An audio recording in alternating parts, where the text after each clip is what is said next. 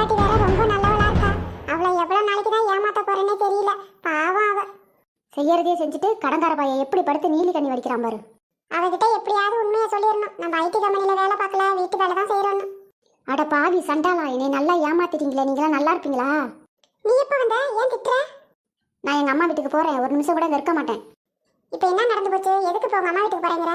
அந்த கிழவனும் கிளவியும் கூப்பிடு, சொல்லிட்டு நான் போறேன். என்னன்னு என்கிட்ட சொல்லு. உன்னை பார்த்தாலே எனக்கு பிடிக்கவே இல்லை. இவ்வளவு ஒரு பொய் பிராடுகாரனா இருப்பான் நான் நினைச்சு கூட பார்க்கல. உன்னை நம்பினேன்டா, நம்பி ஏமாந்துட்டேன்டா.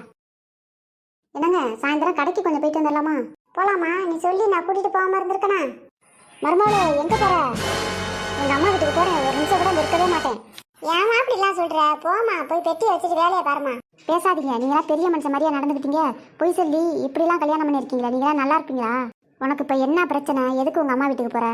ஆஹாஹாஹா, உங்களுக்கு ஒண்ணுமே தெரியாத மாதிரி நடிக்காதீங்க. உன் பையன் ஐடி கம்பெனியில் வேலை பார்க்குறான், ஒர்க்கு புறம் பார்க்குறான்னு சொல்லி என்னை கல்யாணம் பண்ணி வச்சு கடைசியில் வீட்டு வேலை செய்கிறானா? இதான் ஒர்க்கு புறம் கோமா உங்க ஊரில்?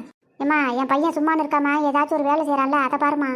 அப்படிலாம் சாதாரணமாக விட முடியாது. ஐடி கம்பெனியில் பார்த்தா லட்சக்கணக்கில் சம்பாதிக்கலாம். வீட்டில் இருந்து என்னத்துக்கு பிரோஜனம்? 10 பைசாவுக்கு பிரோஜனம் கிடையாது. உன்னை எந்த வேலையும் அவன் செய்ய விடுறதில்ல, எல்லா வேலையும் அவன் செய்கிறான். இதை விட வேறு என்ன வேணும்? தேடி பிடிச்சா கூட இப்படி ஒரு மாப்பிள்ளை உன்னை கிடைப்பானாமா? உங்களுக்கு எனக்கு செட்டே ஆகாது. நான் போகிறேன் எங்கள் அம்மா வீட்டுக்கு.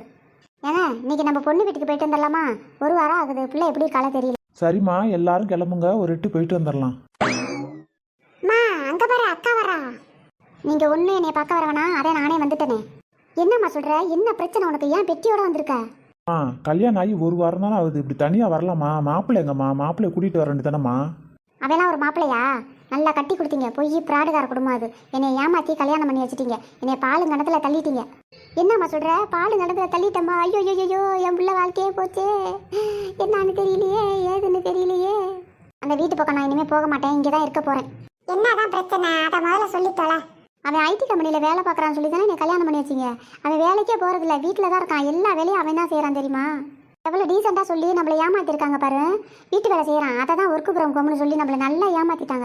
அட பாவி, நல்ல மாப்பிள்ளை நினச்சி என் பொண்ணு வாழ்க்கையை நானே நாசம் பண்ணிட்டேனே.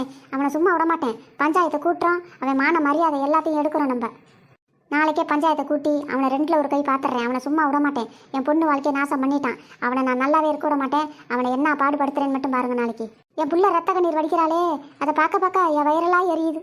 ஏற்கனவே உனக்கு வயிறு எரியும், இப்போ என்ன சொல்லவா வேணும்?